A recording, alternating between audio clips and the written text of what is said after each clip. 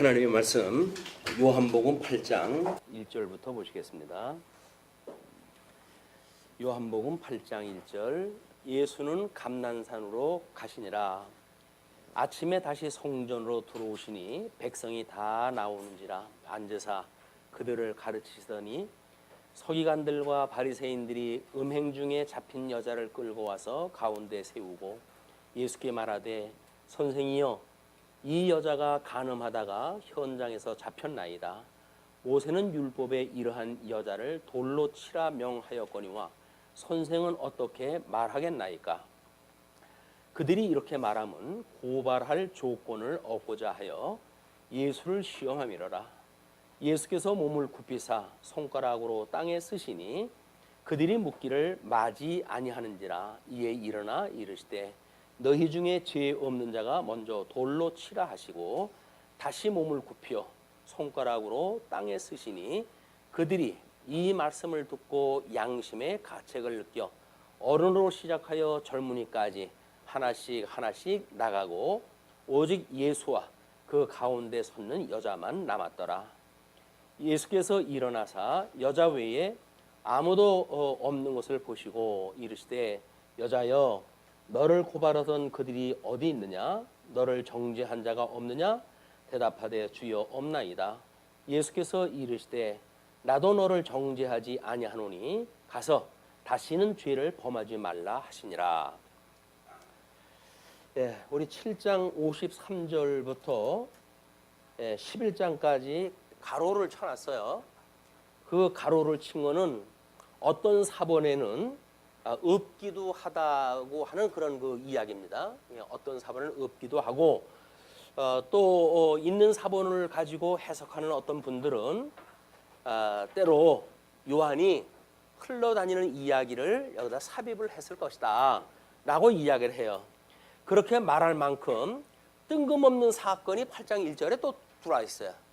우리 이 요한복음의 특징을 보게 되면 뜬금없는 이야기가 나오고 그거에 대한 예수님의 해석이 쭉 이어지거든요. 8장도 마찬가지입니다. 사람들이 보기에는 아니 지금 그 맥주절 그 사건을 소개하는 가운데 간음한 여인 사건은 또 왜 들어가나, 이것이 논리적으로 해가지고 어려운 거예요. 그런데 물론 뭐 성경을 논리적으로 이해할 필요가 없습니다. 그분들은 이 간음한 여인 사건만 똑 잘라가지고 여기서는 예수님의 무한한 사랑을 이야기한다라고 해서 아마 예수 그리스도의 구속 사건을 소개하면 그것으로 만족하게 되어질 겁니다. 그러나 지금 8장은 우리 주보를 보시는 대로 지금 하늘의 권세로 오심을 6장서부터 11장까지 소개하고 있거든요. 그 중에 두 번째 빛의 권세로 오심을 8장서부터 9장까지 소개하는 내용이기 때문에 요한이 동일한 대상에게 지금 그 동일한 저자가 기록을 했다고 하는 이런 걸 우리가 간과할 수가 없겠죠.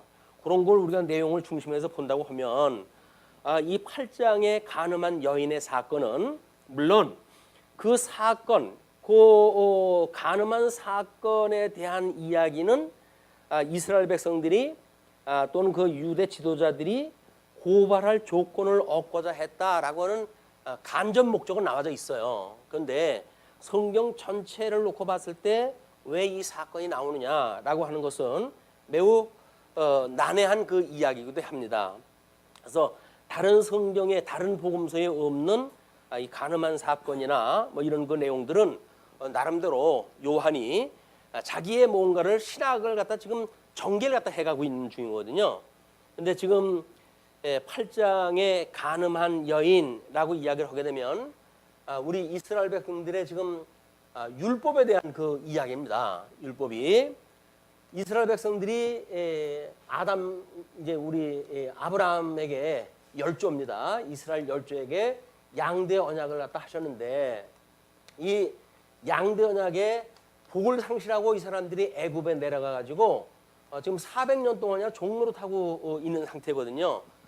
이런 그 상태의 사람들을 하나님께서는 출애굽을 시키셨고 그리고 약속했던 가나안 땅을 이걸 주신 거예요. 이 가나안을 언약 백성들의 하나님 나라 선민 국가로 해가지고 그래서 의와 나라를 이제 성경 구약 성경을 통해 가지고 이제 이야기를 해주신 건데 이렇게 선민 국가를 통해 가지고 뭐 우리는 이제 이 역사서의 내용을 창건, 분국, 유수, 회복이라고 하는 것으로 우리 역사서의 내용을 압축해 가지고 정리를 갖다 했습니다.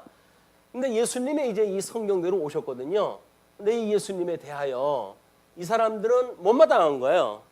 자기네들이 모르는 이야기다 하고 다른 사람들이 예수님만 이야기를 듣게 되면 전부 그들에게 발을 돌리는 사건들이 만들어지기 때문에 예수님에 대해 매우 시기하고 있던 유대 지도자들의 이야기들입니다. 그런데 지금 이 출애굽을 갖다 했을 때 모세를 통해 가지고 하나님께서 율법을 주셨어요. 이 율법 가운데 계명인데 일곱째 계명 이것이 간음하지 마라라고 하는 이 계명, 십계명이 일곱째 계명의 이야기입니다. 그러면 지금 간음한 여인을 끌고 왔다고 하는 그 이야기는 이걸 확대하게 되면 십계명에 대한 이야기고 더 확대하게 되면 율법에 대한 이야기고 더 확대하게 되면 이것이 모든 도덕법에 대한 이야기이기도 해요. 그러니까는 지금 예수님이 오셨을 때에 이 유대인들이 가지고 있는 율법관 이것이 지금 어떤 오해가 있는가에 대한 문제를 예수님께서는 이제 이들을 이제 강론을 갖다 해가지고 이걸 파하시는 사건인데 요한은 간음한 여인을 동원을 갖다 해가지고 지금 유대인들이 어떻게 율법관을 오해를 갖다 했었고 예수님은 이것에 대하여 어떻게 설명을 해주셨는지 친절하게 지금 8장을 기록을 한 거예요. 그러니까는 우리는 요한복음 8장만 공부를 갖다 해도 율법과 복음의 관계를 상큼하게 정리가 되어지는 거예요. 근데 여기서 이걸 놓치고 가니까는 신약 성경을 다 공부했는데도 불구하고 율법과 복음의 관계가 뭡니까? 우리는 율법으로 인해 가지고 구원받지 못한다는 이야기인가요? 그러면 율법은 복음과 달리 우리들이 필요 없는 건가요? 그래서 어떤 사람은 구약 성경은 예수님 오신 이유는 필요가 없다라고 주장을 하는 사람들도 있게 되어지는 겁니다. 이것이. 그래서 이제 구약 성경의 그 무용론을 주장하는 이런 그 분들은 왜냐면 이거는 이스라엘 백성들한테 주어진 건데 지금 예수님이 오신 이후에 신약 교회를 살아가고 있는 당신들한테 이게 무슨 상관이 있느냐 이렇게 이야기를 하는데 우리는 아브라함에게 하나님께서 이 통해 가지고 언약하신 내용을 모형적인 섭리라고 이렇게 이야기를 합니다. 모형적 또는 그림자적 이걸로 해가지고 이것이 오실 예수 그리스도의 예표적인 사건이란 말이에요. 예표로서의 모형과 그림자로 지금 소개를 한 거거든요. 물론 이거는 우리 아담 이스라엘 백성들이 이제 만들어지기 전에 아담에게 하나님의 양대 언약을 하셨는데 그 불순종해가지고 결국은 이들이 세상 밖으로 쫓겨났잖아요. 이걸 우리가 양대 언약의 상실이라고 이렇게 이야기를 했어요. 상실되어진 사람들을 하나님께서 내어 쫓았다라고 하는 것을 사망 권세에다 내어 쫓겨진 일이고 이것이 어둠에 내어 쫓긴 상태고 그리고 이것이 이 사람들이 이 사망 권세와 어둠의 권세 속에서 살아가고 있는 모든 사람들이 이렇게 출생되어지고 이렇게 살아간다는 이야기예요. 모든 인생은 아담 한 사람으로 인해서 죄가 이 세상에 들어왔는데 죄 중에 잉태가 되어지고 죄 중에 출생이 되어졌습니다라고 하는 것을 깨닫게 하기 위해서 하나님께서는 율법을 주신 거거든요. 너희들은 이렇게 죄 아래 있는 존재들이야. 그러므로 하나님의 은혜가 아니면 이 상실되어진 양대 언약으로부터 회복할 방법이 너희들은 없어. 이걸 보여주신 것이 둘째 아담이신 예수님을 통해 가지고 너희들은 예수님으로 인해서 상실했던 복을 또는 나라를 회복하게 되어진 거야. 그 은혜를 너희들이 누리고 사는 거야. 라고 하는 걸 소개하는 것이 성경 전체의 내용이에요. 그러니까 지금 이스라엘 백성들한테 7번째 계명을 가지고 요한은 이 율법관을 이제 소개를 하는 겁니다. 그 우리 교재를 보시게 되면 성경적 율법관이라고 해가지고 소개를 해드렸어요. 그래서 뭐 그냥 뭐 설명이 되어져 있기 때문에 한번 읽어보시면 아시겠지만 시간을 내 가지고 바쁜 시간에 어떻게 이걸 읽으십니까? 그러니까 제가 잠깐 그 중요한 것만 읽어드릴 테니까 따라서 읽으시면 머릿속에 이게 남지 않을까 싶어요. 먼저 이거 두 번째 겁니다. 2번 가로 한쪽 가로 2번 율법의 기능은 정죄의 기능이 있고 사죄의 기능이 있다. 정죄의 기능은 심판 아래 있게 되어진다. 그리고 범죄를 더하게 한다. 사죄 기능에 대해서는 죄에 대하여 죽게 한다. 그리고 하나님에 대하여 살게 한다. 라고 하는 것으로 율법의 기능이 소개가 되어지고 있어요. 이거는 그 율법의 기능을 알아야 유대인들 같은 이런 실수를 하다 하질 않죠. 그래서 그 율법이 무엇인지를 모르게 되면 우리는 흔히 그 율법의 종이 되어지는 겁니다. 이 율법, 하나님께서 주셨던 율법의 종으로 살 것인가, 아니면 예수님으로 말미암아서 참 자유를 누리고 살 것인가 라고 하는 영적 세계의 선택의 문제예요. 우리 주님께서 이제 우리 믿음으로 진리를 알지니 진리가 너를 자유롭게 한다 이렇게 이야기를 했거든요. 그러니까 진리로 오셨던 예수님, 나는 그 길이요 진리요 생명이다 라고 이야기하셨던 이 주님이 과연 진리가 무엇인가를 소개하심으로 해가지고 구약 성경은 진리신 예수님을 소개한 거로구나, 이걸 깨닫게 되어지게 되면 더 이상 율법의 종으로 살아가질 않죠. 그런데 우리 예수님이 오신 뒤에도 우리는 여전히 율법의 종으로 살아가는 사람들이 있어요. 이걸 신율법주의라고 그렇게 이야기한다. 신율법주의. 이건 구약 성경은 이미 구약에서 말하고 있는 율법은 다 이루었는데 우리 주님께서 지금 새 계명을 주셨다고 이렇게 이야기를 하잖아요. 이 새 계명을 주셨는데 이 새 계명을 우리들이 마땅히 지켜야 된다. 맞습니다. 지켜야 되는데 주님께서는 우리를 보고 지키라고 하신 대전제가 있어요. 왜냐하면 주님께서 천상에서 성령을 보내주시고 성령의 권능을 받게 해가지고 이것을 이루어지게 하시겠다고 하는 대전제가 있는 거예요. 온전케 하시는 주님이 천상 사역을 하신다고 하는 대전제 아래 우리한테 계명을 주었기 때문에 이걸 우리들의 어떤 자유 의지를 가지고 이루는 것이 아니라 주님께서 이렇게 이루시는군요 라고 하는 것을 믿음으로 해가지고 우리는 이런 행위가 열매를 맺으며 살아가는 거예요. 그러니까 주님께서 맺게 하는 거지 우리들이 이걸 행하는 것이 아니란 말이에요. 그러니까 이 사람들도 자기네들이 행한다고 생각이 들었잖아요. 그러나 예수님이 오셔가지고 이 모든 율법을 온전케 하시고 다 이루심으로 해서 이들이 이 율법의 저주 아래 있고 종 노릇을 해야 되는 사람들한테 자유를 선언했듯이 우리 주님은 여전히 신율법적인 새 계명을 우리들이 스스로 지키는 것이 아니라 하나님께서 이루어 주신다고 하는 믿음을 믿고 살아가는 성도의 삶을 통해 가지고 이거를 믿음의 열매로 우리한테 맺게 하신다. 이거 기독교 윤리예요.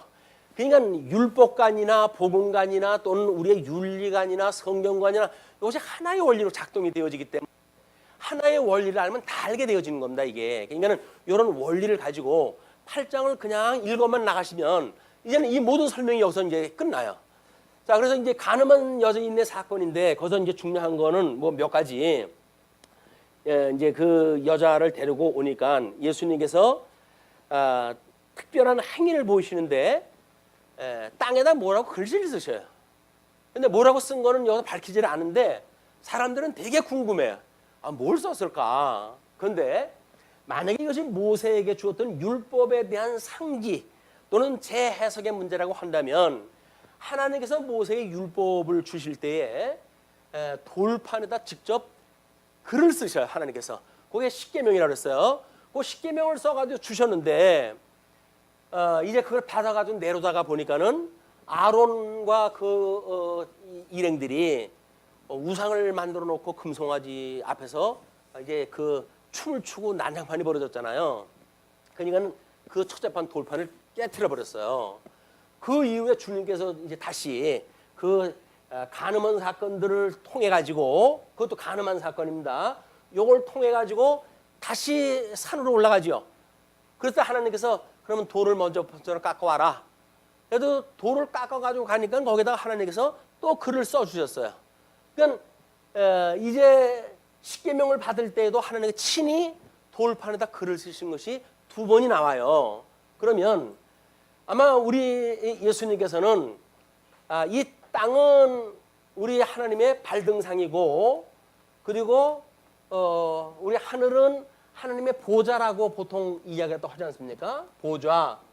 그러니까 발등상으로 삼고 있는 땅에 대한 그 땅에다 글을 썼다는 이야기는 예수님이 육신을 입고 이 땅에 오셨던 세계의 모든 것들을 이야기하는 거예요. 그를 발로 밟고 발등상으로 삼으시는 그런 그 분위기 때문에 지금 내가 너희들한테 이걸 쓰는 거는 모세가 계명을 주듯이 그걸 너한테 상기시키는 일이야 라고 이야기를 했으니까 아마 십계명을 기록하지 않았을까 저는 추측을 하다 합니다. 물론 십계명이라고 쓴 얘기는 없어요. 근데 이 사건의 전말을 미뤄 봤을 때 그렇지 않을까라는 짐작을 할 뿐이에요. 그러면 유대인들이 그걸 보고 그러다가 뭘 여자를 지금 데리고 와가지고 고발하다 했으면 이러니 저러니 답을 갖다 해야 될 텐데 그냥 글만 쓰고 있는 거야. 그러니까 왜 말을 갖다 안 해요? 말을 갖다 하세요. 답답하네 뭐 해가지고 이제 자꾸 채쪽으로 오니까 예수님께서 죄가 없는 자가 돌로 쳐라 이렇게 이야기를 하는 거예요.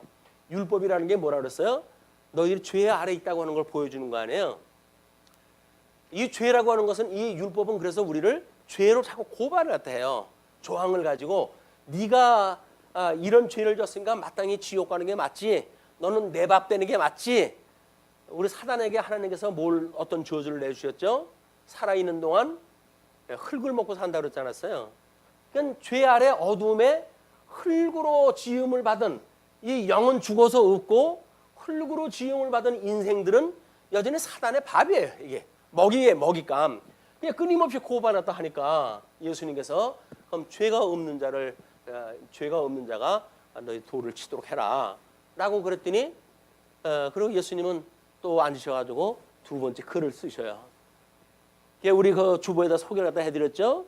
첫 번째 돌파는 율례와 규례를 동시에 다 주신 거라고 이야기를 했어요. 두 번째 돌파는 규례만 남아 있어요. 그걸 우리가 의미적으로 해석을 했을 때 아담에게 주었던 양대 언약을 상실한 것을 모세를 통해 가지고 이제 그림자적으로 모형적으로 보여준 것이 첫째 판 돌판을 깨트린 것이고, 그리고 다시 은혜를 입게 하셨던 그 은혜 언약에 대한 것이 두 번째 돌판이었었다라고 해서 이 둘째 판 언약은 전부 규례만 나와져 있어요. 죄 사함을 받는 규례에 대한 것들만 소개가 되어져 있다. 그러니까는 아마 이 사건하고 너무 그림이 같아요.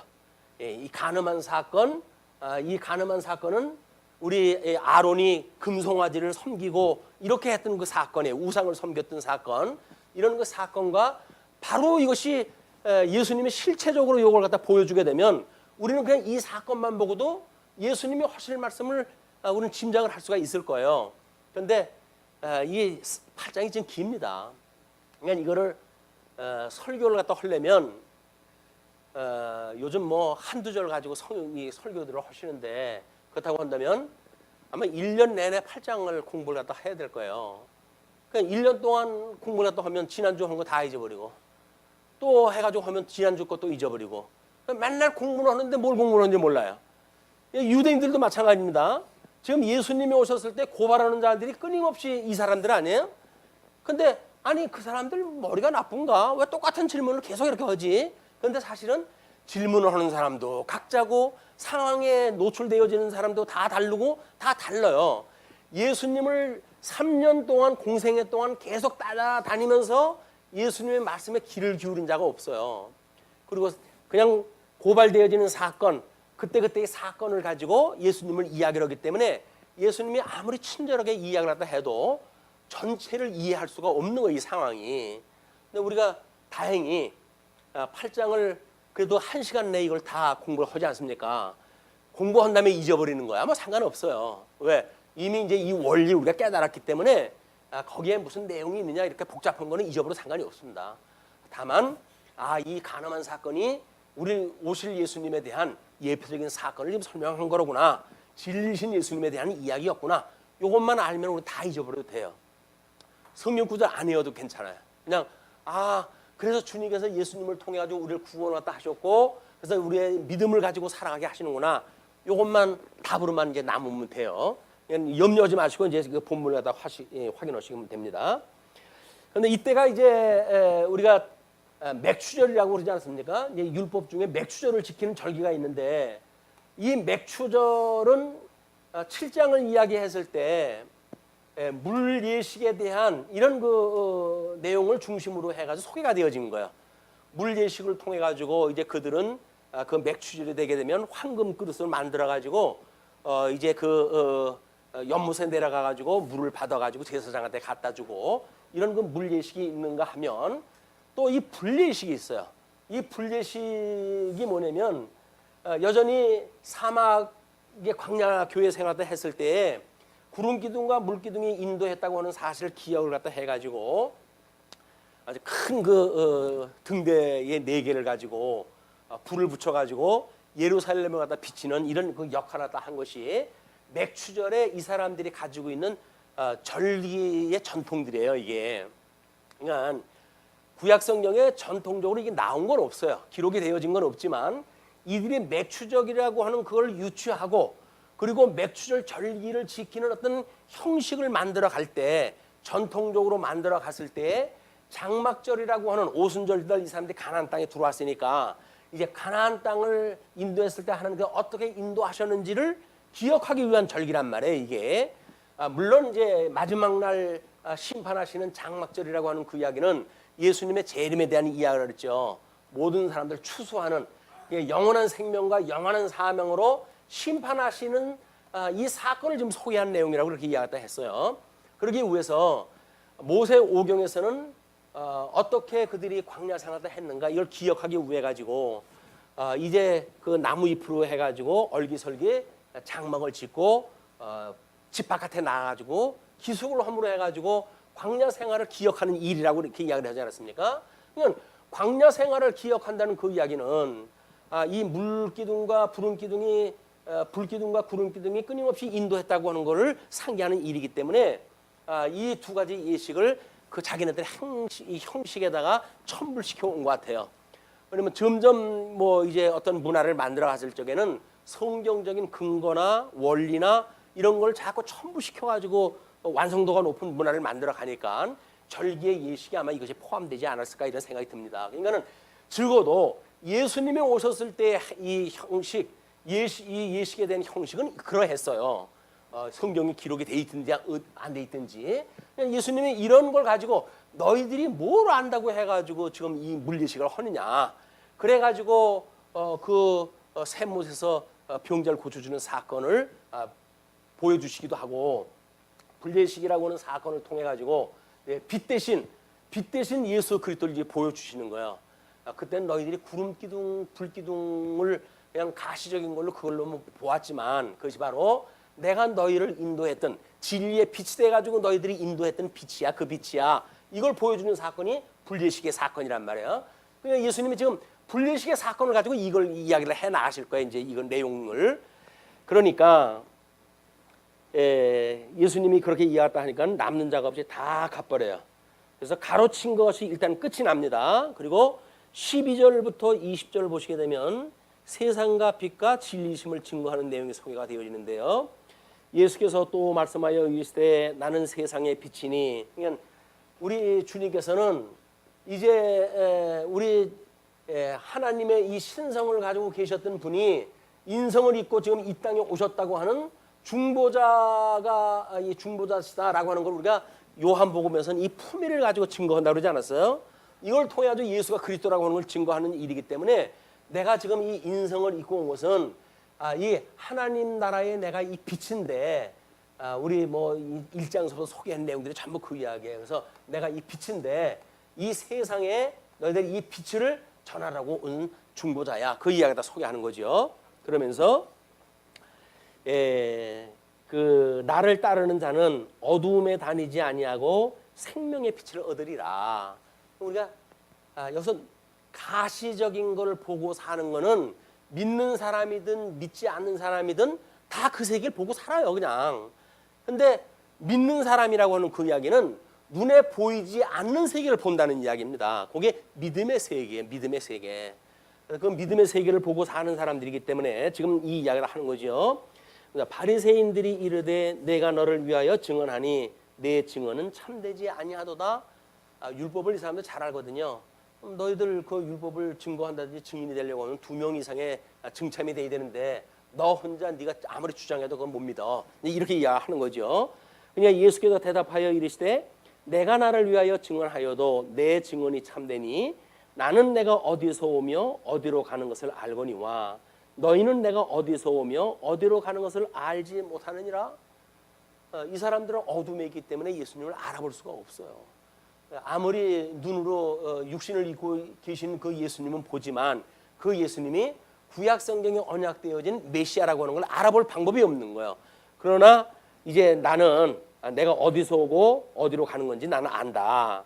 너희는 육체를 따라 판단하나 나는 아무도 판단하지 아니하노라. 이 가늠한 여인을 육체를 따라 가지고 판단을 하는 거 아니에요. 예수님께서 이 여자를 용서해 주셨잖아요. 그 이야기는 육체를 따라서 나는 판단하지 않는다. 그런 그 이야기예요. 그러면서 만일 내가 판단하여도 내 판단이 참되니 이는 내가 혼자 있는 것이 아니요 나를 보내신 이가 나와 함께 계심이라. 우리 예수님은 삼위일체 하나님이시기 때문에 예수님이 육체로 지금 나타나가지고 뭘 하신다고 하더라도 그거는 삼위일체 하나님의 사역이에요. 거기에 이제 중요한 거는 그냥 중보자이신 예수 그리스도를 집중적으로 요한은 기록하다 하고 있는 겁니다. 너희 율법에도 두 사람의 증언이 참되다고 기록하였으니 내가 나를 위하여 증언하는 자가 되고 나를 보내신 아버지도 나를 위하여 증언하느니라. 그 구약에 2명 이상의 증인이 되어진다고 했을 때 자기를 포함한 2명일까요? 아니잖아요. 그런데 예수님은 자기를 포함해가지고 2명이라고 그러네요. 그러면 이게 율법의 이 어떤 육체를 따라서 해석을 한다고 하더라도 그게 맞습니까? 안 맞습니까? 안 맞아요. 그런데 우리 주님이 신성을 가지고 있는 그리스도라고 한다면 육체로 와가지고 하시는 분이 이야기했다고 했을 때 신성을 가지고 계시는 우리 주님이나 또 우리 성부 하나님이나 두 분이 따로 계신 거예요. 이게 그렇기 때문에 이런 논리가 맞는 겁니다. 그래서 나를 위하여 증언한다. 이에 그들이 묻되 내 아버지가 어디 있느냐? 예수께서 대답하시되 너희는 나를 알지 못하고 내 아버지도 알지 못하는도다. 나를 알았더라면 내 아버지도 알았으리라. 그러니까 육체를 입고 오셨던 그 예수님이 그리스도라고 하는 걸 안다고 한다면 성자 하나님을 보내주시고 약속했던 성부 하나님을 너희들이 알 게 아니겠느냐. 그런 그 이야기죠. 그러면서 이 말씀은 성전에서 가르치실 때에 헌금함 앞에서 하셨으나 잡는 사람이 없으니 이는 그의 때가 아직 이르지 아니하였음이러라. 요한은 왜 예수님이 이 말씀을 했던 장소를 밝힐까요? 우리는 의미가 있을 거예요. 그래서 그거를 우리 성경적으로 봤을 때 이스라엘 백성들이 포로로 끌려가기 전에 선한 왕으로 해가지고 요시야 임금이 등장을 합니다. 이 요시야 임금이 어렸을 때 8살의 어린 나이에 왕위에 등이가 돼요. 그래 놓고는 종교 개혁을 일으키는데 이제 성전을 이제 뭐 우상을 전부 불태우고 성전을 갖다 보수했을 때 성전에서 율법책을 발견했다 해요. 그 율법책을 발견해 가지고 그 율법 이 성전을 고칠 때에도 그들에게 돈을 그 돈꾀에 있는 돈을 계수하지 마라. 그들이 다 양심적으로 할 거니까. 그래 가지고 돈꾀의 사건과 율법책을 발견했던 종교 개혁 사건이 그대로 소개가 되어지는 거야. 예수님은 우리 이 유수 사건이 예수 그리스도의 죽으심에 대한 예표라고 그랬어요. 그러면 요시야 임금이 율법책을 발견해서 종교 개혁을 일으켰다는 이야기는 여기서 어떤 새 계명을 주셨다고 하는 이걸 보여주는 그림이란 말이에요. 여기서 새 계명을 줘가지고 잘못 알고 있었던 그 유대인들, 요시야 이전에 그런 나라의 사람들의 모든 종교를 또는 그 사람들의 신앙을 개혁을 갖다 했던 것처럼 예수님이 오셔가지고 요시야의 실체로 오셨던 예수님께서 새 계명을 주심으로 해가지고 종교 개혁을 일으키시는 거예요. 지금 유대적인 그런 종교가 아니라 새로운 기독교가 뭔지 이걸 지금 보여주시는 거란 말이에요. 그래서 요한은 그 사건이 있었던 그런 그 내용을 어디서 그런 사건이 있었는지를 소개를 했다. 그것이 헌금 앞에서 하셨다. 그런 그 이야기입니다. 그리고 아직 때가 이르지 아니하였기 때문에 잡는 사람이 없다고 그랬잖아요. 마찬가지로 요시야도 자기의 아들 이제 여호와김 뭐 이런 그 자기 아들과 조카들이 마지막 왕위를 잇고 포로로 끌려가요. 때가 안 됐기 때문에 그 아들들을 주고 하나님께서 역사 섭리해 가시는 겁니다. 자, 그러면서 21절서부터 30절 보시게 되면 순환과 부활의 예고와 불신을 갖다 예고하시는데, 다시 이르시되 내가 가리니 너희가 나를 찾다가 너희 죄 가운데서 죽겠고. 지금 이 사람들은 죄의 종 노릇을 하는 사람들이에요. 이 죄의 종 노릇을 하는 사람들이기 때문에 사망의 종, 죄의 종, 어둠의 종, 이렇게 살아가는 사람들이에요. 그러니까는 너희들은 이렇게 살다가 그냥 죄의 종으로 살다가 죽을 거야 라고 이야기를 하시는 거예요. 그러고 내가 가는 곳에는 너희가 오지 못하리라. 주님이 가는 곳은 어디예요? 하나님 보좌 우편에서 여전히 우리를 위해 가지고 기도하시는 주님 아닙니까? 그러니까 하나님이 계신 곳, 이스라엘 백성들이 이 선민국가를 통해 가지고 그렇게 오매불만 기다렸던 하나님의 나라가 어딘지를 모르고 이 사람들은 고민하고 있는데, 예수님께서는 너희들은 그냥 어둠에서 살다가 죽을 거야. 너희들은 빛의 세계, 하나님께 약속하셨던 하나님 나라, 거기 너희들은 올 수가 없어. 그 이야기를 하는 거예요. 이게 만약에 무슨 얘기인지를 안다고 한다면 이때 도를 들었어야죠. 근데 무슨 얘기인지 알아듣지도 못해요 또. 유대인들이 이르되 그가 말하기를 내가 가는 곳에는 너희가 오지 못하리라 하니 그가 자결하려는가? 이는 이 어둠의 세계, 이 천하계에서 여기서 갈 수 없는 것, 이거는 사망의 세계면 이들이 말하는 소위 살았다고 주장하면서 죽은 사람들이 보기에는 사망의 세계에 가면 이 사람들이 따라올 수가 없잖아요. 이들이 생각하는 한계가 여기라니까요. 지네가 지금 사망의 종로로 타고 있는데 멀뚱하니 눈 뜨고 있으니까 살아있다고 생각을 하는 거예요. 그러니까는 그러면 자결하려는가? 죽으면 따라갈 수가 없으니까 이렇게 생각을 하는 거예요. 얼마나 코가 막고 답답한 일입니까 이게. 이런 일은 자기네들이 지금 사망의 종로로 타고 있다. 너희들은 여기서 살다가 그냥 이렇게 죽을 거야 라고 이야기를 했음에도 불구하고 예수님이 그렇게 이야기를 하면 어디로 간다는 얘기야? 그러면 자결하려는 건가? 라고 이제 이야기를 하는 거예요. 예수께서 이르시되 너희는 아래에서 났고 나는 위에서 났으며, 이 아래라고 하는 거는 해 아래, 천상에서 우리 영원한 하나님 나라에서 이제 인간의 모습을 입고 이 땅에 오셨던 분은 하늘에서 나신 걸로 설명이 되어진 겁니다. 그렇기 때문에 나는 이 세상에 속하지 아니하였느니라. 그러므로 내가 너희에게 말하기를 너희가 너희 죄 가운데서 죽으리라 하였노라. 너희가 만일 내가 그인 줄 믿지 아니하면 너희 죄 가운데서 죽으리라. 그인 줄 알면 그게 뭐 그인 줄이 모세에게 이야기했던, 모세에게 약속했던 그 선지자. 그래서 그들을 영원히 구원을 갖다 했던 모든 그런 메시아로 소위 여기서 보여줬던 그런 선지자가 아니면 너희들은 구원을 받을 수가 없다. 그런 그 이야기죠. 그들이 말하되 내가 누구냐? 예수께서 이르시되 나는 처음부터 너희에게 말하여 온 자니라. 우리 예수님 공생애를 통해서 끊임없이 이야기를 물론 해오셨지요. 그러나 또 이 주님께서는 말씀으로 오신 분 아니에요. 이제 태초에 말씀이 계시냐는 이야기를 했으니까. 그냥 이미 성경을 이스라엘 백성들한테 주기 전에, 모세에게 이걸 기록하기도 하기도 전에 이미 주님께서는 말씀으로 계셨던 분이에요. 그러니까 내가 너희에게 이제 그렇게 말로 너희한테 말씀을 갖다가 주어놓으라. 그런 그 이야기죠. 말하여 온 자니라. 내가 너희에게 대하여 말하고 판단할 것이 많으나 나를 보내신 이가 참되심에 내가 그들에게 들은 그것을 세상에 말하노라 하시되 그들은 아버지를 가리켜 말씀하신 줄을 깨닫지 못하더라. 언감생심, 이 갈릴리 예수님의 아버지는 누구예요? 요셉으로 알고 있는 거예요. 그러니까는 이분이 바로 아버지께서 보내신 성자 되신 그 그리스도라고 하는 것을 전혀 알지 못하는 그 까닭입니다. 그러면서 이에 예수께서 이르시되 너희가 인자를 든 후에 십자가에 못 박아 죽게 한 후에, 그런 그 이야기예요. 내가 그인 줄을 알고 또 내가 스스로 아무것도 하지 아니하고 오직 아버지께서 가르치신 대로 이런 것을 말하는 줄도 알리라. 구약성경 언약되어진 대로 성경대로 이 땅에 오시고 성경대로 고난을 받으시고 성경대로 죽으시고 성경대로 부활하실 것을 이미 구약성경을 통해서 언약한 대로 예수님이 그렇게 하신다는 걸 너희들이 나중에 알게 될 것이다. 그런 이야기를 합니다. 그러면서 나를 보내신 이가 나와 함께 하시도다.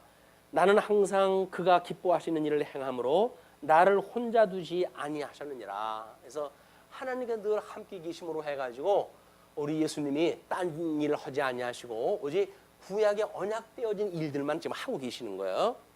그래서 너희는 너희 이 말씀을 하심에 많은 사람이 믿더라. 믿다라고 하는 그 이야기는 아마 예수님의 우리 성막으로 이야기를 하게 되면 이방인 뜰에서 이제 그 유대인들의 뜰인 안뜰로 해가지고 들어간 정도가 되지 않았을까, 그런 그 이야기.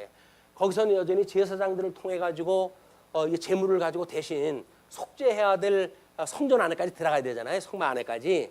물론 대제사장이 이제 저 지성소까지 들어가야 되는 거고, 그러니까 아마 금은 정도 들어간 사람들이 아닐까 싶어요. 왜냐하면 그 이후에 믿는 사람들에 대해서 이야기를 하기 때문에 그렇습니다. 그러면서 31절로 36절에 진리가 자유케 하심을 교훈하다 하십니다. 그러므로 예수께서 자기를 믿은 유대인들에게 이르시되 너희가 내 말에 거하면 참으로 내 제자가 되고, 여기서 믿은 유대인들이라고 하는 건 30절에 그 이제 사람들이에요. 내 제자가 되고, 그러니까 아직 제자가 안 된 사람들에 대한 이야기입니다. 외소 바깥으로만 해가지고 예수님의 말에 귀를 기울이는 사람 정도가 되겠죠. 그러면서 진리를 알지니 진리가 너희를 자유롭게 하리라. 이것이 과거에 우리가 그렇게 흠모하던 이야기였어요. 진리를 알지니 이 진리가 너희를 자유롭게 할지어다. 이거를 얼마나 우리가 기뻐하던 일들입니까? 율법의 종로로 타던 우리들이 진리를 알게 되면 진정한 자유롭게 되어진다. 근데 한 발 더 나가가지고 이 자유가 너의 육체의 기회로 삼지 마라 한 거를 우리가 오해를 갖다 해가지고 육체의 기회로 삼았던 방종인이 되어진 거예요. 자유인이 아니라 방종인이 되어져 가지고 실수를 너무나 많이 했죠. 그러나 자유라고 하는 그 이야기는 이 죄로부터의 자유이기 때문에 여기서 종로로 타는 걸 자유라고 그러진 않아요. 이거로부터 노여나는 걸 자유라고 그러고, 여기서 마음대로 사는 건 뭐예요? 이 종으로 해가지고 마음대로 사는 걸 뭐라 그래요? 이걸 방종이라고 그렇게 이야기하는 거예요. 지 좋은 대로 사는 것. 이걸 방종이라고 그러는 거예요. 자, 그러면서 진리를 알지니 진리가 너희를 자유롭게 하리라. 그들이 대답하되 우리가 아브라함의 자손이라 남의 종이 된 적이 없거늘 어찌하여 우리가 자유롭게 되리라 하느냐. 이 사람들은 아직도 이 유수의 사건을 가지고 자기네가 다른 나라의 종이 되었다는 걸 인정을 안 해요. 이 사람들이. 그러니까 육체적으로 보아가지고는 지금 로마 제국의 통치 아래에 있는 거 아니에요? 그럼 로마 제국의 종노릇을 하면서도 자기네들 종노릇 하는 걸 몰라요. 오죽 어둠의 종인데도 그걸 모르니까 로마 제국의 종을 갖다 삼았잖아요. 그러면 좀 눈치를 챌까 했더니 그것도 또 몰라요. 그래서 여전히 어둠의 사람들은 아무리 수를 낮춰줘도 모를 건 모른다. 근데 우리가 주님께서 우리를 눈을 뜨게 해가지고 이 세상을 보게 되면 아무리 우리 얕은 수를 가지고도 그 세계를 보게 되어지는 거예요. 믿음의 세계를. 예, 그들이 대답하되 우리가 아브라함의 자손이라 남의 종이 된 적이 없거늘 어찌하여 우리가 자유롭게 되리라 하느냐. 예수께서 대답하시되 진실로 진실로 너희에게 이르노니 죄를 범하는 자마다 죄의 종이라. 죄를 범하고 있으면 죄의 종이다 그 이야기죠. 종은 영원히 집에 거하지 못하되 아들은 영원히 거하나니. 이걸 뭐 갈라디아서에도 물론이지만 우리 창세기에서 이 아브라함의 아들이 이삭과 이스마엘이라고 하는 두 아들을 가지고 이 복음의 사건을 지금 소개를 갖다 했잖아요. 여기서 이거는 함께 기업을 이을 수가 없다. 언약의 자손과 이 이스마엘 그 종의 여자가 낳은 아들하고는 같은 그런 유업을 이을 수가 없다라고 하는 것을 창세기에서 언약되어진 대로 우리 갈라디아에서 이 사건을 가지고 이제 복음을 증거했다 합니다. 그것도 이제 우리 그 바울이 그걸 갖다 증거했다 하는데, 그러니까 이거는 이미 복음서에서 이걸 가지고 이야기를 한 거예요. 요한이 이걸 가지고 창세기 이 사건을 가지고 너희들은 그 기업에 함께 참여할 수가 없어. 빛의 자녀와 어둠의 자녀, 언약의 자손과 이 첩의 이그 여인에서 난 자식하고는 같은 기업을 이을 수가 없어라고 하는 그거를 요한이 이미 갈판하다 한 거예요. 그걸 갈라디아에서 바울이 번역을 풀어서 한 것뿐입니다. 자, 종은 영원히 집에 거하지 못하되 아들은 영원히 거하나니 그러므로 아들이 너희를 자유롭게 하면 너희가 참으로 자유로우리라. 36절까지 이제 그 이야기를 한 뒤에 37절로 47절 진리를 깨닫지 못하는 유대인들을 이렇게 고발했다 합니다. 나도 너희가 아브라함의 자손인 줄 아노라. 그러나 내 말이 너희 안에 있을 곳이 없으므로 나를 죽이려 하는도다. 이 아브라함의 자손인데 양대 언약을 상실한 상태에서 이 회복에 이르러야 너희는 마음을 다하고 뜻을 다하여 나에게로 돌아오면 내가 너희의 하나님이 되어지고 너희는 나의 자녀가 될 것이야. 이렇게 약속을 했다 했는데 돌아왔으면서도 이 돌아온 역사를 갖다 보고 사는 사람들이 유대인들이 이 내용을 모르는 거예요. 회복의 역사를 모르는 거예요. 그래서 이 성전에 나중 영광이 먼저 영광보다 승하게 하심으로 하나님이 이 놀라운 당신의 복음의 역사를 증거했음에도 불구하고 이걸 알지 못하니까 여전히 식은 소리를 다 하는 거예요. 예수님한테. 이건 예수님께서 너희의 말이 내 말이 너희 안에 있을 곳이 없으므로 나를 죽이려 한다라고 이야기를 하니까 발끈해요. 나는 내 아버지에게서 본 것을 말하고 너희는 너희 아비에게서 들은 것을 말하노라. 그러니까 예수님은 우리 이제 이 하나님을 아버지라고 이제 부르시고 그리고 이 죄의 종로 하는 사람들은 이게 사단의 종입니다. 이거는 사단의 종. 이 사단을 아비라고 이렇게 부르는 거야. 아비의 종이다 이렇게 불러요. 라고 이야기를 하는데 거기서 예수께서 이르시되 너희는 너희 아비가 행하는 일을 하는도다. 대답하되 우리가 음란한 데서 나지 아니하였고 아버지는 한 분뿐이시니 곧 하나님이시로다. 그래서 우리 하나님이 어떠한 분인가? 이 세상의 죄 가운데 있어서 음란한 세계가 아니다. 그걸 이야기를 하는 거죠. 예수께서 이르시되 하나님이 너희 아버지시였다면 너희가 나를 사랑하였으리니 이는 내가 하나님께로부터 나와서 왔음이라. 나는 스스로 온 것이 아니요 아버지께서 나를 보내신 것이니라. 이 유대인들도 예수님을 이 메시아 올 걸 갖다 끊임없이 대망을 하면서 살았어요. 예수님이 올 걸 이 예수님이 아니라 메시아가 이제 도래한다라고 하는 것을 대망 사상이라고 할 만큼 유대인들의 올인하는 것이 이거예요. 메시아가 올 때를 기다렸던 거거든요. 근데 그럼에도 불구하고 그 예수님을 알아보지 못하는 거예요. 성경대로 온 걸 갖다 알지 못했기 때문에 구약 성경을 그렇게 잘 알고 뭐 줄줄줄 외우고 했음에도 불구하고 뭘 이야기하는지 모르고 이걸 읽어왔어요. 그러니까 예수님에 대해서 알지를 못했다. 그래서 어찌하여 내 말을 깨닫지 못하느냐? 이는 내 말을 들을 줄 알지 못함이로다. 너희 들을 줄 알지 못하기 때문에 그렇다. 인식의 주관자인 성령이 너희들과 함께 하시지 않는다. 그런 그 이야기예요. 그러면서 너희는 너희 아비 마귀에서 났으니 너희 아비의 욕심대로 너희도 행하고자 하느니라. 그는 처음부터 살인한 자요. 그래서 가인이 결국은 살인한 자로 첫 등장이 되어지죠. 진리가 그 속에 없으므로 진리에 서지 못하고 거짓을 말할 때마다 제 것으로 말하나니 이는 그가 거짓말쟁이요.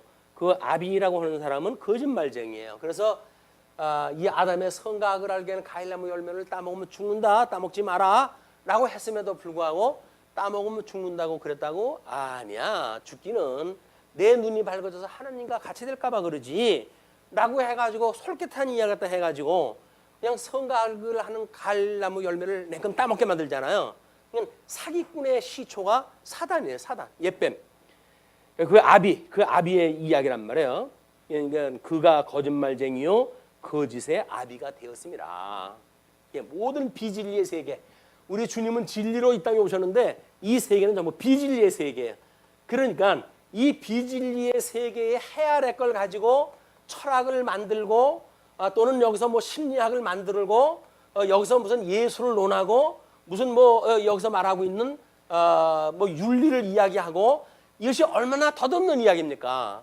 어둠에 내어버려 두어가지고는 우둔하게 되어져 있는 머리를 가지고 철학을 갖다 연구하고 그다음에 그 심리학이라고 하는 것도 상실한 마음대로 내어버려 둬가지고 지네도 하고 싶은 대로 사는 사람들이 하는 이야기를 심리를 갖다 연구를 갖다 하고 뿐만 아니라 부끄러움에 내어버려 두셨는데 그런 걸 가지고 예술을 갖다가 뭘 진선미라고 이야기를 하는 거예요. 진, 선, 미 이거를 자기네들의 이 해아래 사람들은 가치로 여기고 살아가는 거예요. 이걸 진선미를. 근데 이 진선미가 전부 비진리 세계에서 만들어진 이야기란 말이에요.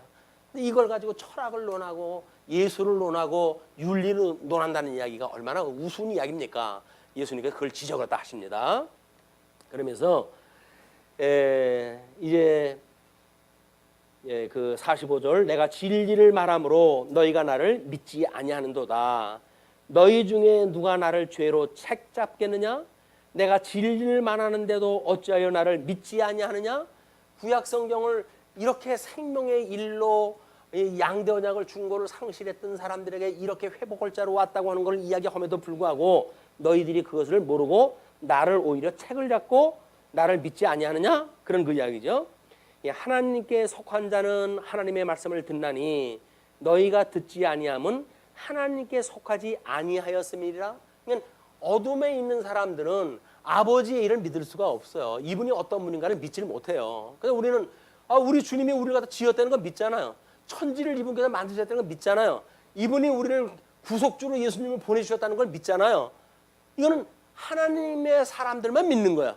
예수 그들 믿으면 구원받는 거야 라고 하는 논리, 복음의 논리, 생명의 논리, 이런 거는 예수를 갖다가 아는 사람들 또는 이미 창세전에 예정되어진 사람들을 불러가지고 알게 하신 자들이다. 자, 이제 그러면서 48절서부터 59절까지입니다.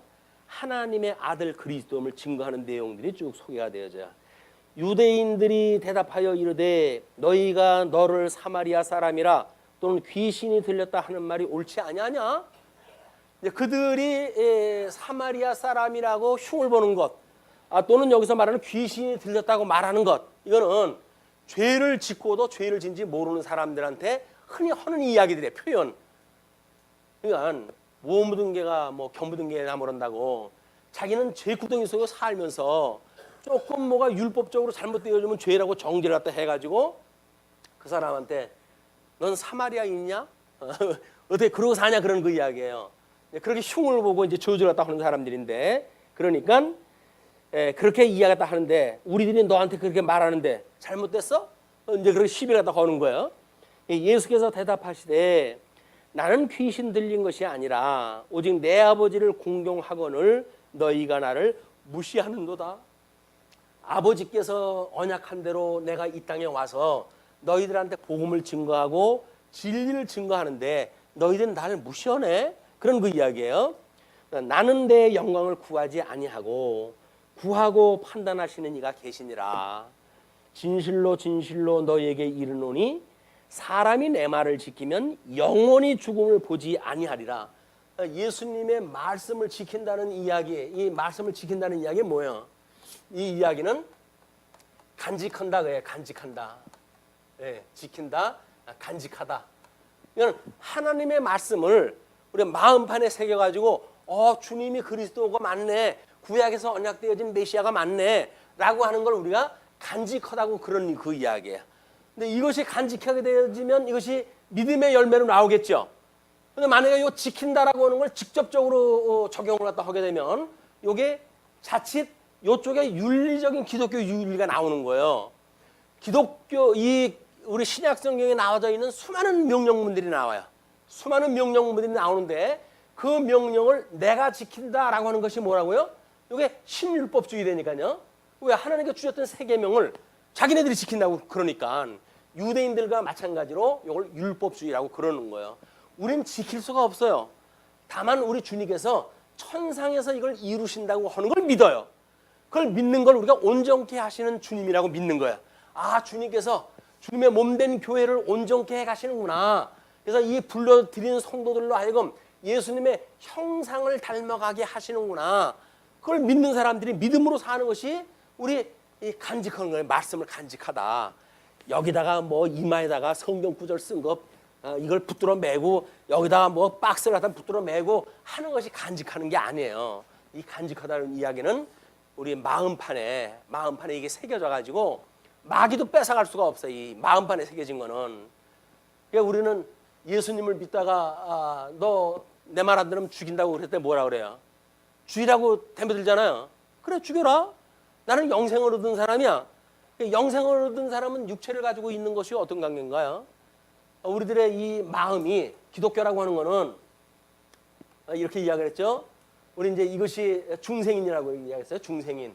그러면 영성과 지성과 심성과 감성과 덕성을 가지고 있는 이걸 우리 인격을 5부분으로 나눴을 때 이게 영으로 만들어진 그 부분이고 이게 육으로 만들어진 부분이란 말이에요.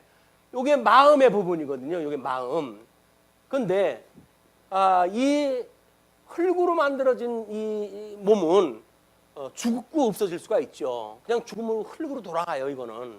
그러나 영으로 하나님 기운으로 만들어진 우리 마음과 이 영혼과 우리 마음이 합체되어져 있는 이 지성은 우리들의 이 뇌 속에 들어가져 있는 이런 기억하고는 다른 거예요. 이거는 마음판에 새겨진 걸 이야기를 하는 거예요. 성도들은 하나님의 말씀이 마음판에 새겨진 거지. 지금 이 사람들은 어디에 새겨졌다고요? 돌비에 새겼던 거 아니에요. 저 율법은. 그래 예수님으로 말미암아 새롭게 주셨던 이 새 계명은 우리 마음판에 새긴 바가 되어져서 이건 어떤 원수마귀도 뺏어갈 수가 없어요. 여기에 우리가 인을 한다 한번 치게 되면 예수님은 주는 그리스도시고 살아계신 하나님의 아들이에요 라고 신앙 고백하는 자들은 이런 믿음을 뺏어갈 수가 없다. 자, 그렇게 하면서 이제 유대인들이 그렇게 이야기를 하는 거예요. 유대인들이 이르되 지금 내가 기승 들린 줄을 아노라. 헛소리 하는 거 보니까 기승 들리는 거 맞네. 그런 거 이야기죠. 아브라함과 선지자들도 죽었거늘. 구약 성경에 보니까 아브라함도 죽고 모세도 죽고 가나안 땅의 모든 사사들 다 죽고 선지자 뭐 다 죽었잖아요. 왜 구약 성경이 끝난 지가 이미 400년이 지났으니까 다니엘이 죽은 지도 이미 400년이 넘은 거 아니에요? 그냥 다 죽었는데 아브라함과 선지자들도 죽었거늘 내 말은 사람이 내 말을 지키면 영원히 죽음을 맛보지 아니하리라 하니 너는 이미 죽은 우리 조상 아브라함보다 크냐? 이 아브라함보다 더 크냐? 그런 그 이야기예요. 근데 예수님이 대답하시는 것이 아주 중요한 대답을 갖다 해주십니다. 왜냐하면 예수께서 대답하실 때 내가 내게 영광을 돌리면 내 영광이 아무것도 아니거니와 내게 영광을 돌리시는 이는 내 아버지시니 곧 아버지가 너희 하나님이라 칭하는 그이니라. 너희들의 뭐 하나님 아버지 뭐 이러고 기도하고 맨날 그렇게 이야기하다 하는데 그 하나님이 나를 보내신 분이야. 구약 성경에 말하고 있는 그 너희들이 말하는 하나님, 그 하나님이 나에 대해서 언약하셨던 그분이야. 그 언약대로 내가 왔어 라고 하는 걸 이야기를 하는 거죠. 그러면서 너희는 그를 알지 못하되 나는 아노니. 이들이 성경을 알면서도 이 성경을 구약 성경을 잘 알고 있는데도 불구하고 하나님이 어떠한 분인지에 대한 이 신지식을 모른다는 이야기가 아이러니하잖아요. 이 성경을 성경대로 알지를 못하면 성경에 계시되어진 하나님을 알지가 못하는 거예요. 성경에는 문자적으로 해야 돼 하나님 뭔지는 알죠. 우리 뭐 십계명을 이야기했을 때도 그런 말씀을 드렸는데 이제 우리 하나님께서 나 외에 다른 신을 두지 마라 이렇게 이야기하잖아요. 우리 성부 하나님에 대한 이야기라고 그랬어요. 그리고 너희들이 우상을 만들지 말고 거기에 절하지 마라. 그리고 나의 이름을 망령되이 일컫지 마라. 라고는 대신 계명이라고 하는 걸 이야기했을 때 나 외에 다른 신을 두지 말라고 그러는데 나 외에 다른 신이 어떤 신일까요? 그걸 우리가 부정신학이라고 이렇게 이야기해요. 진리의 세계가 너무 방대하지 모르잖아요. 모르냐 부분을 알 수가 있잖아요. 그러니까 나 외에 다른 신을 두지 마라고 이야기했을 때 그러면 가나안 그 사람들이 믿는 하나님 그분이 아닌 건 맞죠? 부분적인 건 알아요. 그런데 전체가 뭔지는 몰라요. 그런데 놀랍게도 우리는 하나님께서 이 구약 신약을 통해 가지고 하나님의 이 나라고 하셨던 이분이 어떠한 하나님인지에 대한 이분의 사역을 믿고 이분의 속성을 믿고 이분의 존재를 믿잖아요. 이것이 하나님 성부 하나님에 대한 모든 신학의 주제예요. 내가 어떤 하나님인지 알지? 천지를 만들고 만사를 언약대로 이루는 여호와야. 그 하나님에 대한 거를 성경 구약 성경에 계시되어진 걸 알게 되면 하나님이 어떠한 일을 갖다 하는지 우리 다 알아요. 그 일 외에 다른 일을 갖다 한다는 자가 나타나게 되면 그 거짓말이에요. 할 수 없이 구약 성경 공부해야 되겠죠? 하나님이 속성을 갖다 이야기를 해요. 속성. 우리는 속성으로 해가지고 5대 속성을 갖다 이야기를 하지 않습니까? 그런데 혹자가 뭐 지금도 그런 자들이 많습니다. 하나님은 사랑이십니다. 그러므로 우리가 죄 짓는 사람도 사랑을 해야 됩니다. 믿지 않는 사람도 사랑을 해야 됩니다. 뭐 그래서 지금 그 뭐 쾌어 축제니 뭐니 해가지고 난리판이 나고 총회에서는 지금 그런 자들은 신학생으로 뽑지 말자 뭐 이런 것이 가결되어지고 그러거든요. 왜냐하면 미국에서 그것이 한번 통과가 되어졌고 그 이후에 교회가 어떻게 무너진 걸 사람들이 알아요. 목사님들이. 그런 문제가 교회에 들어오게 되면 교회가 이건 무참하게 깨질 거거든요. 그러면 안 된다는 이야기예요. 그걸 아니 하나님이 사랑이신데 그런 사람을 우리가 사랑해야 되지 않겠냐라고 이야기하다 하는데 사랑이라고 하는 건 그런 사랑이 아니에요. 우리 여기서 말하는 사랑이야말로 선택적 자비성을 이야기하거든요. 택한 백성들은 사랑을 하시고 그리고 우리 주일날 야훼 때 뭘 공부를 했어요? 예정을 공부했을 때 또 얼마에게는 하나님의 공의를 드러내시기 위해서 그건 버린 자를 위해 가지고 이 공의를 드러내신단 말이에요. 그러니까 사랑과 공의라고 하는 걸 공의 가지고 계신 분이지 아무에게나 다 사랑을 하시는 분이 아니라니까요. 이걸 착각을 하게 되면 그렇게 되어지는 거예요. 하나님은 사랑이라는데 왜 전쟁이 끝이 나질 않나요? 왜 가난한 사람이 끝이 나질 않나요? 이런 거 이야기했대요. 하나님은 사랑이신데 근데 하나님은 공의의 심판을 하시는 분이에요. 사랑하는 자가 있고 버릴 자들은 공의에 의해서 버리시는 분이거든요. 이걸 가지고 계신 분이기 때문에 성경에 계시되어진 이외의 이야기하는 사람들이 있다고 한다면 우리는 그 사람들 조심해야 돼요. 그 사람들은 나 외에 다른 신을 두지 말라고 하는 계명을 모르는 사람들이에요. 하나님이 어떤 분인지를 모르니까 자기네들의 어떤 이 우준하게 되어진 머리를 가지고 만들어낸 철학세계 이걸로 신학을 만들어내니까 여기서 어떤 신학을 우리가 해야 되느냐 이걸 믿고 살아간단 말이에요. 이걸. 그러니까 이것이 아닌 거는 성경을 통해서밖에 알 수가 없어요. 자, 또 뭐 마찬가지로 존재에 대한 문제죠. 하나님이 살아있기는 어디에 살아계시담? 예, 하나님이 살아계시다고 한다면 나한테 왜 이렇게 힘들게 하시고 어렵게 하셔? 왜 직장생활 잘하게 하시다가 또 그만두게 하시고 그리고 힘들게 하셔? 이런 거 의심해 하잖아요. 이런 의심해 가. 이 의심해 갈 때 맞아 하나님이 있긴 뭐가 있냐? 내 팔자에 무슨 하나님을 믿냐? 이렇게 해가지고 떨어지는 사람들은 나 외에 다른 신을 두지 말라고 하는 신을 믿지 않는 거예요. 이분이 어떤 분이에요? 이스라엘 백성들을 그 사랑하는 백성들을 바벨론의 포로로 다 끌려가게 하고 임금도 눈이 뽑혀가지고 끌려가게 하셔요. 여기를. 그러면서 하시는 말씀이 내가 야곱은 사랑하고 에서는 미워했잖아. 너희들 내가 사랑하는 것이 이걸 가지고 보여주는 거야. 이게 뭐예요? 예수 그리스도의 죽으심과 부활을 통해 가지고 내가 너를 사랑한다고 사랑을 확증을 해주셨단 말이에요. 그럼 우리는 그 고난을 이겨내셨던 주님이 나를 지금 온전케 하시는 주님 아니야? 내가 어떤 경제적인 문제로 어려움을 주셨다고 하더라도 주님께서 시험에 들게 하지 않으실 거야. 나를 이 시험에서 능히 이기게 하실 거야. 라고 하는 걸 믿고 살아가게끔 하신단 말이에요. 이게. 그걸 우리 이 하나님이 살아계시다는 걸 믿는 거예요. 하나님이 살아계시다고 한다면 하나님 저 기도 들어주세요. 라고 그러는데 돈 좀 로또 좀 맞게 해주세요. 라고 했는데 로또 안 맞게 해주세요. 하나님이 계시간 뭐가 있어. 내가 그럴 줄 알았어. 이렇게 되면 이게 아니란 말이에요. 그런데 우리 주님께서 우리하고 내가 너를 붙들고 있어. 내 생명을 내가 영원히 너하고 함께 할 것이야. 음부의 자리를 핀다 할지라도 내가 거기에 너하고 함께 있어. 라고 했을 때 세상이 감당할 수 없는 아주 힘든 그런 우리 지경에 빠져도 주님께서 나와 함께 하시는데 주님이 나와 함께 하시는데 우리가 위로를 받을 수가 있고 그래서 온전케 하신 주님을 바라보고 믿음으로 승리하다 해가게 하신단 말이에요. 저게 하나님의 살아계심을 믿지 않으면 이 사람들이 못해요. 이 사람들이 그래서 시비를 건 거예요. 하나님한테. 하나님이 도대체 우리를 사랑한 게 뭡니까? 사랑을 헌대는 게 이 꼴입니까? 그 이야기거든요. 야, 그런데 내가 야곱은 사랑은 에서를 미워했잖아. 그게 사랑이야. 근데 에서는 잘 먹고 잘 살았어요. 나중에 보니까 나라고 뭐고 다 없어지는 거예요. 그 나라는. 근데 유대는 포로로 끌려갔다 할지라도 여전히 회복을 해서 하나님이 약속했던 나라를 삼아주신 분이니까 이분을 믿고 사는 것이 하나님을 믿고 사는 일이다. 저 존재하시는 나 외에 다른 신을 두지 말라라고 하는 그런 개념이 구약 성경을 다 알아야 우리는 첫째 계명을 우리가 알 수가 있는 거예요. 시간이 없으니까 두째 계명, 셋째 계명은 뭐 생략을 합니다. 마찬가지로 그렇게 이해하다 하시면 돼요. 자, 그러면서 너희는 그를 알지 못하되 나는 아노니. 예수님은 이미 언약대로 오신 분이니까 다 알죠. 너희들은 알지 못한다. 만일 내가 알지 못한다 하면 나도 너희같이 거짓말쟁이가 되리라. 나는 그를 알고 또 그의 말씀을 지키노라. 지킨다 그래요. 예, 간직한다. 또 그대로 행하게 되어지는 거예요. 그래서 너희 조상 아브라함은 나의 때 볼 것을 즐거워하다가 보고 기뻐하였느니라.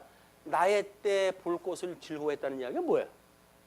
다윗이 이 아브라함이 이삭을 낳게 했을 때 아니 그 뭐 사라가 나이 늙어가지고 아기도 낳을 수 없는 그런 지경에 하나님의 은혜를 입어가지고 늦둥이 그런 늦둥이를 갖다 하나 얻었는데 조금 뭐 좀 사랑구실 좀 하나 그랬더니 너 이삭 제물로 바쳐라 이야기 하시는 거 아니에요?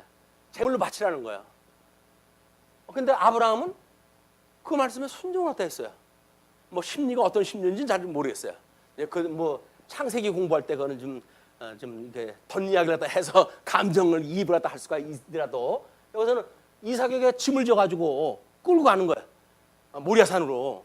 걔는 이삭이 물어봅니다. 아브라함한테 아버지 여기 불도 있고 이 재물을 갖다 피울 나무도 있는데 그럼 재물은 어디 있어요? 라고 묻는 거야. 근데 지금 아브라함은 누구를 제물로 데려가는 거라고요? 이삭을 제물로 데려가는 거예요. 그런데도 불구하고 그 일을 감수한다니까요. 그를 기쁨으로 여겼다 그 이야기야. 예수님 오실 때 십자가에 이 매달린 자마다 저주 아래 있는 거 아닙니까? 나무 아래 있는 자, 나무 등짐을 지고 있는 이삭의 모습으로 십자가에 죽으시는 예수님을 우리 이 아브라함을 통해서 보여줬는데 이 아브라함은 이때 예수님이 오실 때를 이삭을 통해 가지고 그걸 기쁨으로 받아들였다 그런 그 이야기예요. 그러니 너희 조상 아브라함은 나의 볼 때를 볼 것을 즐거워하다가 보고 기뻐하였느니라.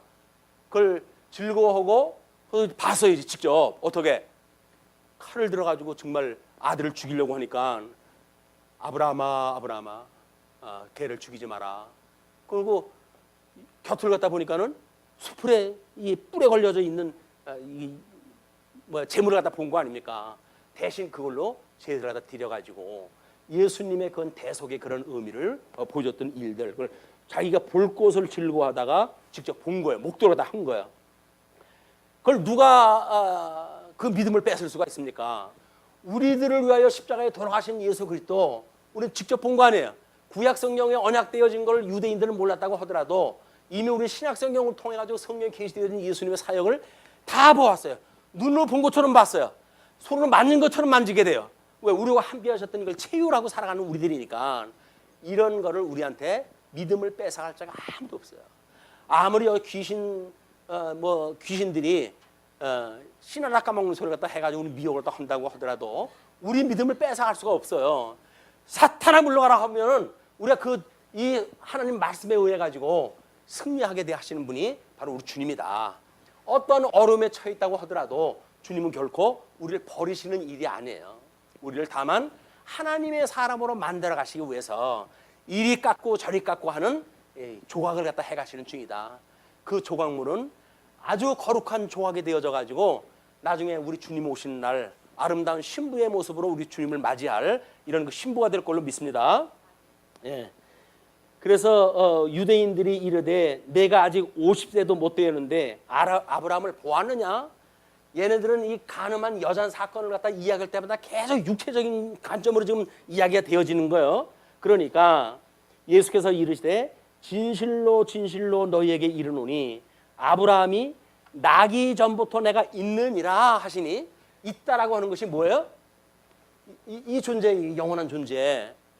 그러니까 이 영원한 존재가 아브라함 이전에도 이미 있었던 거예요. 그리고 아담 때도 이게 하나님께서 만들었던 일이기 때문에 태초에 말씀이 계셔가지고 모든 창조가 되어진 거 아닙니까? 그때서부터 있었던 분이에요, 이분이. 그걸 우리가 마가복음 공부했을 때 선제하신 하나님 예수 그리스도라고 얘기해야 돼요. 선제. 미리 세상을 지기 전서부터 계셨던 예수 그리스도란 말이에요, 하나님. 그렇게 이야기했다 했으니까 예수님이 나는 있느니라. 그렇게 이야기한 거예요. 내가 있느니라. 하나님의 이 존재에 대한 것을 이야기하다 합니다. 그러니까 이들은 지금 자기네들 존재도 뭐가 뭔지도 모르고 영생이라고 하는 그 존재도 뭔지를 모르고 이렇게 살아가는 사람들이었다. 이렇게 잘한다고 하는 사람한테 끝까지 해가지고 도망갈 데가 없을 때 나타나는 반응이 뭘까요? 돌을 들어가지고 죽이려고 덤벼드는 거예요. 우리는 비진리의 세력하고 싸울 때 돌로 마지막 돌로 맞아 죽을 각오를 갖다 해야 복음의 증거가 되어지는 거야. 아니 멀쩡히 있는 사람한테 당신은 죽은 거요 라고 이야기를 해보십시오. 뭐 있다고가 다 있어. 덤벼들 거 아닙니까? 근데 예수님 말씀만 맞다나 죽은 자는 주에게 죽은 자에게 맡기고 너는 나를 따르라 그러잖아요. 예수님 믿지 않은 사람은 죽은 거예요. 여기 죽어 있는 거예요. 그냥 흙덩어리가 돌아다니는 거야. 그걸 뭐라 그래요? 요즘 아이들 영화에서 나오는 그냥 영혼이 없는 육체. 그들이 돌로 치려하거늘 예수께서 숨어 성전에서 나가시니라.